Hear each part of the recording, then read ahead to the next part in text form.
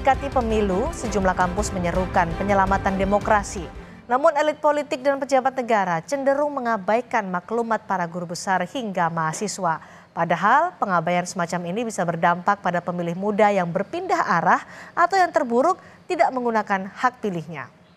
Jumlah pemilih muda kategori Gen Z dalam pemilu 14 Februari nanti jumlahnya tidak sedikit, saudara. Ada 46.800.161 pemilih atau sekitar 22,85% dari total daftar pemilih tetap. Sementara itu, Indeks Demokrasi Indonesia berada di peringkat 54 dari 167 negara berdasar penilaian dari Economist Intelligence Unit dengan skor 6,7. Indeks demokrasi di Indonesia masuk dalam kategori cacat. Dalam skala penilaian 0 sampai 10, makin tinggi skor yang diperoleh, maka kualitas demokrasi suatu negara diasumsikan baik. Tapi sayangnya, mendekati pemilu banyak kaum muda yang mengkhawatirkan demokrasi Indonesia digerus kekuasaan. Lalu apa dampaknya bagi pemilih muda? Kami akan bahas setelah tayangan berikut ini. Tapi sebelumnya kami informasikan guru besar, dosen, mahasiswa dan alumni Universitas Jenderal Sudirman Purwokerto menyampaikan kritik pada pemerintah menjelang pemilu. Guru besar Unsud Purwokerto Hipnu Nugroho menyebut saat ini Indonesia krisis keteladanan dan moralitas. Para akademisi meminta pemerintah mengutamakan kepentingan nasional dengan bekerja secara profesional, akuntabel, dan tidak berpihak. Para guru besar dan pengajar menilai saat ini tengah terjadi krisis moralitas dan keteladanan. Pemerintah pun didesak untuk segera melakukan evaluasi. Dikhawatirkan akan menimbulkan chaos. Dengan ini menyampaikan keprihatinan yang mendalam dengan gejala budarnya sikap kenegarawanan dari Presiden Republik Indonesia Joko Widodo. Hentikan penyalahgunaan sumber daya negara untuk kepentingan pelanggaran kekuasaan. Selain kepada hukum dan prinsip demokrasi, Anda bertanggung jawab kepada Tuhan. Kritik dari kampus tentang kemunduran demokrasi dalam penyelenggaraan pemilu kian meluas. Guru besar, dosen, mahasiswa, dan alumni Universitas Jenderal Sudirman Purwokerto menyampaikan kritik kepada pemerintah jelang pemilu. Guru besar Unsud Purwokerto, Hipnu Nugroho, menyebut saat ini Indonesia krisis keteladanan dan moralitas. Ini kan kalau kita lihat kan satu, kita itu krisis keteladanan, krisis moralitas. Kemudian penegakan hukum yang tanda petik tidak maksimal. Kita lihat angka korupsi itu anjlok 40 dalam sejarah pemerintahan. Ini suatu luar biasa. Sehingga bagaimanapun nantinya pemerintah siapapun depannya kayaknya harus betul-betul evaluasi bagaimana kondisi ini tetap jalan dengan baik. Jangan sampai terjadi adanya reformasi jilid 2. Itu jangan sampai. Tak cuma di kampus, sejumlah mahasiswa di Jabodetabek juga turun ke jalan menolak pemilu curang. Selain orasi di tengah jalan, mahasiswa juga membentangkan spanduk di beton pembatas, bertuliskan, "Makzulkan Jokowi, tolak pemilu curang." Mahasiswa resah dan menilai Presiden Jokowi campur tangan dalam pemilu 2024 dengan memperbolehkan Presiden dan para menteri berkampanye secara terbuka. Pemilu yang curang hanya dapat dipulihkan keadilannya jika para pelaku kecurangan yang memanfaatkan kekuasaan dibatasi atau dicabut mandatnya. Puncak dari campur tangan Presiden Jokowi dalam pemilu 2024 ditunjukkan dengan jelas memperbolehkan Presiden dan para menteri untuk kampanye terbuka. Ya, atas dasar itu kami menggalang konsolidasi dan teklab, lalu kita akan melakukan aksi, dan aksi ini merupakan aksi pemantik kita, bukan aksi terakhir kita, kawan-kawan. Gelombang seruan kampus kepada Presiden Jokowi pun mendapat respons dari Menteri Investasi yang juga anggota tim pemenangan Prabowo Gibran, Bahlil Lahadalia. Ia menuding gerakan akademisi kali ini ada yang merancang. Sebagai negara demokrasi, kita menghargai aja pendapat dari masing-masing orang. Itu kan semua orang punya kebebasan untuk mengungkapkan pendapatnya di depan umum, termasuk oknum-oknum sivitas akademik. Ya nggak apa-apa. Tetapi saya juga ingin menyampaikan bahwa selama ini kampus itu juga harus dijaga. marwahnya. Coba lihat di beberapa foto, katanya Sivitas Akademi Independen.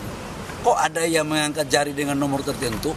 Kok ada salah satu ketua partai di situ? Ya benar aja bos. Mohon maaf, kita harus hargai mereka juga dengan harapan agar gerakan agitasi ini jalan. Tapi saya yakinlah rakyat dan mahasiswa itu bukan orang yang bisa diatur-atur begitu. Ini skenario ini kita udah paham sebagai mantan aktivis. Kegelisahan para Sivitas Akademika seolah memuncak tatkala Presiden Jokowi menyebut presiden dan menteri boleh memihak dan berkampanye. Hal ini diucap Presiden saat berkunjung ke Lanut Halim bersama Prabowo Subianto, Menteri Pertahanan yang ikut berkontestasi dalam Pilpres 2024. Ya, ini kan hak demokrasi, hak politik setiap orang, setiap menteri sama saja. Yang paling penting presiden itu boleh loh kampanye. Presiden itu boleh loh memihak. Boleh. Tapi yang paling penting waktu kampanye tidak boleh menggunakan fasilitas negara. Boleh, Pak. Kita ini kan pejabat publik sekaligus pejabat politik. Masa gini nggak boleh berpolitik, nggak boleh. Menteri juga boleh. Namun 2 minggu berselang, setelah muncul desakan akademisi dari sejumlah kampus, Presiden Jokowi menyatakan tidak akan berkampanye di Pilpres 2024. Ini saya ingin menegaskan kembali pernyataan saya sebelumnya bahwa Presiden memang diperbolehkan undang-undang untuk kampanye. Dan juga sudah pernah saya tunjukkan bunyi aturannya. Tapi jika pertanyaannya apakah saya akan kampanye, saya jawab tidak. Saya tidak akan berkampanye. Hingga kini, sedikitnya ada 30 kampus dari berbagai kota yang menggelar mimbar akademik. Petisi akademi meminta Jokowi netral, termasuk aparat hingga persoalan etika dan demokrasi. Sikap elit politik dan pejabat negara yang mengabaikan seruan sejumlah kampus juga bisa berdampak bagi pemilih muda. Menurut peneliti BRIN Wasistora Harjojati, mereka bisa gamang dalam memilih atau yang terburuk menjadi golongan putih alias tidak memberikan suaranya pada pemilu 2024. Satu, ada potensi adanya golongan putih karena pemilih muda ini menjadi apatis dan kemudian apolitis. Atau yang kedua, kemungkinan lain adalah terjadi migrasi suara yang itu sebelumnya sudah menetapkan pilihan ke paslon tertentu, pada akhirnya kemudian berpindah ke paslon lain. Pemilih muda ini akan menimbang ulang ya terhadap relasi, konektivitas, situasi, kondisi sekarang dengan konstelasi politik yang ada. Kampus dianggap sebagai salah satu penjaga moral bangsa. Jika seruan kampus tak ditanggapi serius, seruan Sivitas Akademika bisa menimbulkan situasi sulit di masa mendatang. Tim Liputan, Kompas TV.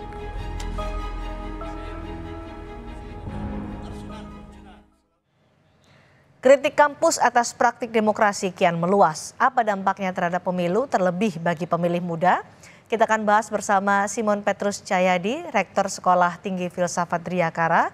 Lalu ada Billy Mambrasar, Staf Sus Presiden, dan Wasistora Harjojati, peneliti Badan Riset dan Inovasi Nasional. Selamat malam semuanya. Selamat malam. Terima kasih sudah bergabung bersama kami di Sapa Indonesia Malam. Pak Simon, Sekolah Tinggi Filsafat Driyakara juga angkat bicara soal demokrasi Indonesia menjelang pemilu 2024. Apa yang disampaikan, yang ingin disampaikan oleh Driyakara untuk Presiden? Terima kasih Mbak Ines. Pertama-tama yang menjadi core, yang menjadi inti dari persoalannya, itu kan apa yang sudah sebenarnya diungkapkan pada waktu 1998, yaitu persoalan KKN, korupsi, kolusi, kong kali kong, artinya main bersama, dan nepotisme. Dan nepotisme itu kelihatan kuat dengan pencalonan putra dari Pak Presiden, yang kemudian terbukti secara etis, jadi persoalan etis nih, bukan persoalan elektoral. secara etis itu keliru atau berat, pelanggaran berat. Itu sih menurut saya. Dan suara-suara itu kan muncul sesudah itu. Dan kelihatannya responsnya menjadi sangat keras dari pihak masyarakat, khususnya kalangan akademisi. Begitu, Mbak. Suara dari akademisi ini kan bermunculan termasuk dari Driarkara. Sampai saat ini masih terus menggaungkan soal menuntut demokrasi yang adil, pemilu yang juga jujur dan adil. Menurut Pak Simon, apakah suara-suara akademisi ini sudah didengar oleh Presiden? Tadi sudah kita dengar ya, bahwa rupanya gelombang ini tadi Pak Presiden mengatakan bahwa dia tidak akan kampanye. Tetapi pertanyaannya begini, ya, apakah Pak Presiden bisa dipercaya begitu? Kenapa? Karena beberapa kali omong A, kemudian nyatanya B, lalu A, lalu B begitu. Itu misalnya dalam konteks pemilu 2024. Iya, lalu menjadi sangat problematis begitu. Ya. Kalau orang seperti tukang bajai, kasih sen ke kiri, beloknya ke kanan, apakah orang itu sering misalnya, apakah kemudian bisa dipercaya? Itu pertanyaan saya. Oke, Pak Petrus, konteksnya kalau Anda melihat tadi kan menyebut bilangnya apa yang dilakukan apa. Dalam konteksnya menjelang pemilu 2024 contohnya apa? Itu tadi bahwa tidak berkampanye. Barusan tadi kan dikatakan dalam berita itu. Ya. Beliau mengatakan tidak berkampanye, ya kan? Padahal kampanye itu kan tidak berkampanye atau boleh berkampanye sebelumnya dia membuat pernyataan, bahkan pernah pernyataan kedua dengan tulisan besar. Tetapi saya bukan ahli tata negara ya, tapi kan kita tahu juga diskusi itu selain tidak boleh berkampanye, masih ada dua aturan lain, yaitu berkaitan dengan kalau dia kemudian tidak menjadi calon, dan yang kedua itu berkaitan dengan penggunaan fasilitas negara, dan yang ketiga berkaitan dengan cuti. Ini hal-hal yang terakhir kan tidak dikatakan. Jadi dia mengambil satu hukum, lalu kemudian mengatakan itu seakan-akan pernyataan resmi, tapi tidak mengatakan dua hukum yang lain. Itu yang menurut saya problematis. Baik, ketika Presiden menyatakan tidak akan berkampanye itu belum cukup menurut Anda, Pak Petrus? Menurut saya belum cukup. Yang Anda harapkan konsekuensi dari situ harus ditarik. Hanya sekarang kita berpacu dengan waktu. Apakah kemudian cukup efektif itu? Karena waktunya sangat mendesak. Terima kasih, Pak. Baik, Mas Billy, sebagai staf sus Presiden, sebenarnya Presiden mendengar nggak sih suara-suara dari akademisi yang sampai sekarang masih terus bergaung?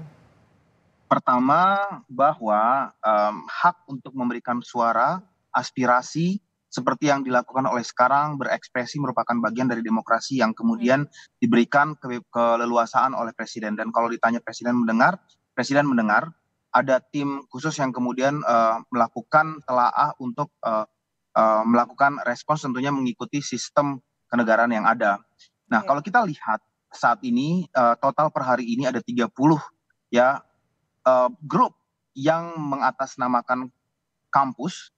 Ya, kenapa saya bilang mengatasnamakan kampus? Karena misalnya untuk UGM sendiri dari 450 guru besar, ada sekitar sekian lah yang jauh dari angka 450 guru besar yang kemudian melakukan ekspresinya. Jadi saya tidak bilang partisan, tetapi representasi kecil dari yang melakukan ekspresinya tersebut. Itu kalau untuk UGM aja, ada dari 450 guru besar, ada sekian kecil sekali guru besar dari jumlah keseluruhannya. Tidak semua melakukan ekspresi yang sama. Jadi kalaupun sedikit itu menurut Anda apa artinya? Kalau dari 30 kampus itu ada 4.550 kampus dan 30 kampus yang mengekspresikan. Artinya juga kecil representasinya, tapi bukan berarti Presiden kemudian tidak merespons. Presiden mendengar dan melakukan telaah yang mendalam. Nah, sebenarnya kalau tadi sempat di-quote oleh Kompas yang mengatakan seolah-olah demokrasi Indonesia mengalami kemunduran dan menggunakan indikator dari Economic Intelligence Unit. Kalau kita lihat di 2013 pertama kali Presiden memerintah itu, peringkat Indonesia itu di peringkat 54 dengan skor di bawah rata-rata dunia. Saat ini itu sebenarnya indeks demokrasi Indonesia itu naik ke 52 dengan skor yang juga meningkat menjadi rata-rata 6,7 dari 10. Jadi jangan sampai media melakukan distorsi informasi dengan cherry picking informasi yang kemudian melakukan disinformasi. Karena saya berikan juga contoh ya Mbak ya, di tanggal 14 Januari kemarin 2023, Forum Rektorat Indonesia itu menyatakan apresiasi atas kinerja positif Presiden Jokowi. Ini media kemudian tidak menggembar-gemborkan. Jadi kemudian ketika representasi kecil yang melakukan ekspresi seperti saat ini lalu kemudian di blow up dengan jarak deklarasi yang kemudian cuma jarak sehari 2 hari dari tiap kampus, tentu kita bisa berasumsi dong kalau ada kepentingan dan ada manuver politik di dalamnya. Anda melihat ada yang menunggangi ini, ada pernyataan Anda itu tadi? Tentu bisa kita berasumsi seperti itu karena 30 kampus yang tidak merepresentasikan seluruh guru besar, tidak merepresentasikan 4.550 kampus seluruh Indonesia, yang jarak deklarasinya itu sedikit demi sedikit, yang kemudian tadi ada pimpinan partai di salah satu kelompoknya, bagaimana mungkin kita tidak bisa berasumsi kalau mungkin bisa jadi. Tetapi kepentingan Presiden, kepentingan kami di sini pemerintah adalah menjaga kondusivitas, keamanan, agar tidak ditunggangi untuk kepentingan-kepentingan yang membuat instabilitas. Oke, baik. Pak Petrus silakan ditanggapi. Terima kasih. Pertama, cara berpikir ini sesat. Karena kalau kita lihat tadi core yang disampaikan oleh para guru besar, itu bukan persoalan yang bisa diukur dengan jumlah. Bagaimana bisa mengukur bahwa dengan jumlah persoalannya tidak penting? Itu pertama. Persoalan etika itu tidak bisa dikuantifikasi dengan prosentasi berapa persen ini, berapa persen itu. 1. 2, kalau kita lihat spektrum dari semua yang terlibat, itu dari Sabang sampai Merauke. Dan semuanya sama punya keprihatinan. Ini kan juga sudah menunjukkan bahwa ini luas. Itu sih Mbak, tanggapan saya, singkat dan lugas. Jadi tidak masalah jumlah ya, tapi spektrumnya ini luas. Gimana Mas Billy? Ya, jadi dan saya tadi belum menambahkan satu lagi faktor bahwa saya mencontohkan di negara lain seperti di Inggris itu undang-undang untuk menyampaikan pendapat oleh sivitas akademika kampus itu dilindungi dan ada undang-undangnya sendiri. Akan tetapi dengan syarat bahwa setiap melakukan ekspresinya, setiap kampus ini harus melakukan kajian yang mendalam dan kajian yang saintifik yang dapat dipertanggungjawabkan ketika mereka melakukan ekspresi aspirasi mereka. Dan ini kalau guru besar loh yang menyampaikan pendapatnya itu. 450 guru besar di UGM, ada berapa guru besar yang menyampaikan ekspresi? Apakah 450-nya? Ya kan? Jadi bukan berarti kemudian kita bisa meremehkan jumlah kita atau tidak, tapi apakah sudah ditanya oleh Pak Petrus guru besar yang lain kenapa mereka kemudian tidak melakukan ekspresinya?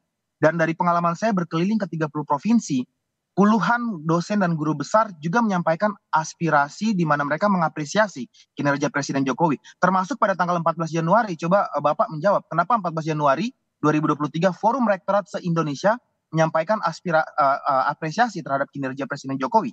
Kenapa itu kemudian tidak digembar-gemborkan, tidak dipublikasi? Kemudian kenapa itu tidak di-quote, ditutupi dengan aspirasi yang disampaikan oleh sejumlah guru besar. Dari 450 guru besar saya ambil contoh UGM ya, hanya sejumlah ini. Jadi seolah-olah satu gelombang besar ditutupi oleh satu titik, distorsi media, kemudian media memainkan ini, pasti kita berasumsi kemungkinan ada kepentingan yang akan mendrive untuk kepentingan tertentu, begitu. Jadi jangan kemudian saya berikan kesempatan Pak Petrus untuk menanggapi ini. Cara berpikir ini sekali lagi tidak tepat, Pak. Minta maaf saja. Cara berpikir Bapak juga tidak tepat, Bapak. Alasannya adalah bahwa tadi aspirasi itu berkaitan dengan misalnya saja prestasi, membuat jembatan. Itu aspirasi ya, penghargaan, maksud saya apresiasi. Tapi berkaitan dengan persoalan yang inti yang disampaikan oleh para guru besar dan warga Civitas Akademika, itu persoalan etika sekali lagi. Lu nggak bisa mengukur persoalan etika dari apresiasi terhadap pembangunan misalnya, bahwa dia baik. Oke, baik itu kan juga tetapan yang sudah ditentukan oleh MPR misalnya harus dijalankan. Kalau nggak baik malah kemudian dihantam dia. Karena proses persidangan untuk menyelesaikan masalah etika kan berlangsung sesuai dengan juridiksi. Jadi proses itu berlangsung sesuai dengan peraturan dan perundang-undangan, sidang etika jalan. Hukuman karena proses etika jalan. Dan semuanya berlangsung dengan baik dan diperbaiki. Ya, gitu. Bahwa etika yang dilanggar itu kan kelihatan dari momen-momen yang sudah negara sendiri tetapkan. Paling kentara itu adalah dengan hasil dari Mahkamah Kehormatan. Itu sangat jelas. Berarti Bapak mengakui bahwa proses persidangan untuk pelanggaran etika yang telah terjadi kan sudah berjalan. sudah dan sedang berjalan. Artinya proses demokrasi sistem ketatanegaraan Indonesia Oke, Mas berlangsung. Billy, kita berikan kesempatan Pak Petrus dulu. Silakan Pak Petrus. Persis di sini masalahnya, Pak. Masalahnya kalau sudah dinyatakan sebenarnya konsekuensi dari itu harus ditarik. Tahu maksud saya?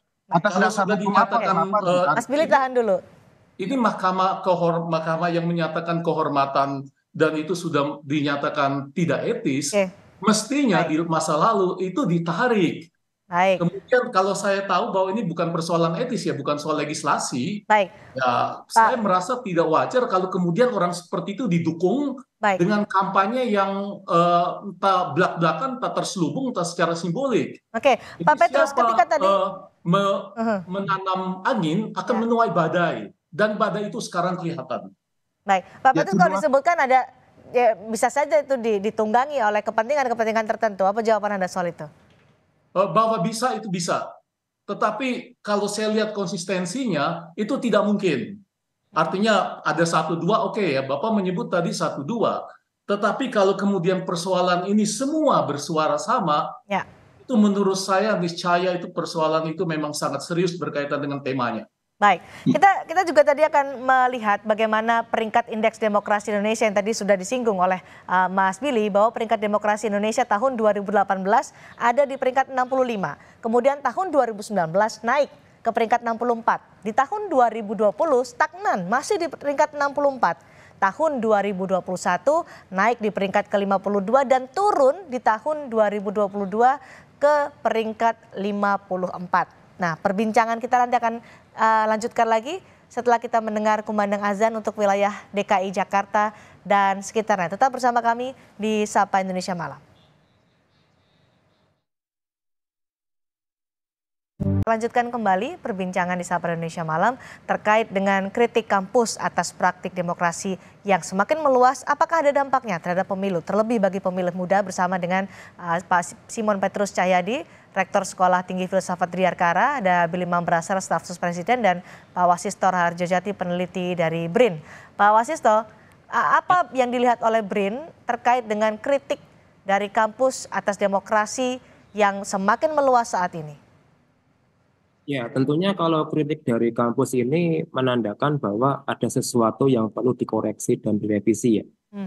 Kalau kita melihat dari berbagai macam ekspresi kampus yang itu menjadi efek bola salju di berbagai macam daerah, itu artinya menandakan bahwa kampus sebagai penjaga moral, kampus sebagai penjaga peradaban, kampus sebagai penjaga kehormatan itu mulai bergerak. Dan kalaupun kampus sudah bergerak, berarti sudah menandakan adanya seruan-seruan yang itu harus diakomodasi oleh penguasa ya sebenarnya. Dan saya mencatat ya, memang di sini yang paling krusial adalah dialog yang itu saya pikir belum inklusif ya antara pemerintah dengan para akademisi. Artinya di sini yang perlu kita lihat, dunia kampus itu memang terjebak pada dunia birokratisasi pengetahuan, yang mana memang itu seolah membuat beban dosen, beban peneliti itu menjadi lebih terlokalisir. Namun kita harus melihat pula bahwa dosen juga manusia merdeka, mereka pemikir. Dan ketika ada sesuatu yang salah, maka mereka bersuara. Karena prinsip kita sebagai seorang akademisi adalah kita boleh salah, tapi kita tidak boleh bohong.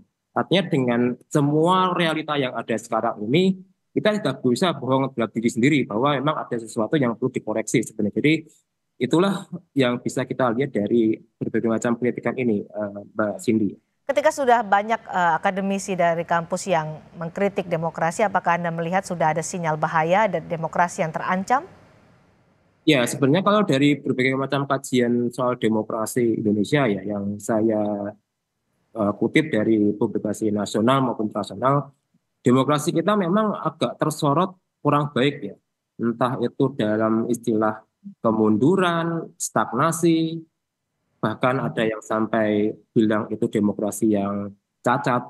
Berarti kan menunjukkan bahwa parameter-parameter demokrasi yang kita lihat seperti halnya kebebasan berekspresi, transparansi hukum, kesetaraan, keadilan, berarti semuanya itu mengalami penurunan makna dan penurunan kualitas. Artinya yang kita lihat sekarang ini bukan masalah kuantitas, tapi masalah kualitas demokrasi kita yang memang sedang dalam kondisi tidak baik-baik saja sebenarnya.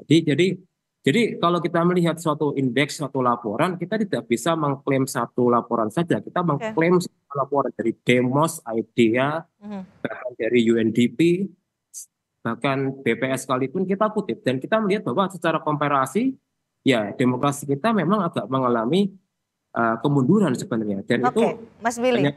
Saya boleh ini berbicara tanpa angka, tanpa referensi, ini penyesatan. Jadi membuat publik yang menonton, sebentar saya selesaikan dulu Mas. Jadi membuat penonton yang mendengar Kompas hari ini akan kemudian termakan dan kemudian percaya bahwa itu seolah-olah fakta. Lalu apa yang bisa Anda jawab dari ini? Oke, saya jawab ya. Tahun 2013, angka demokrasi indeks Indonesia berdasarkan Economic Intelligence Unit itu 52.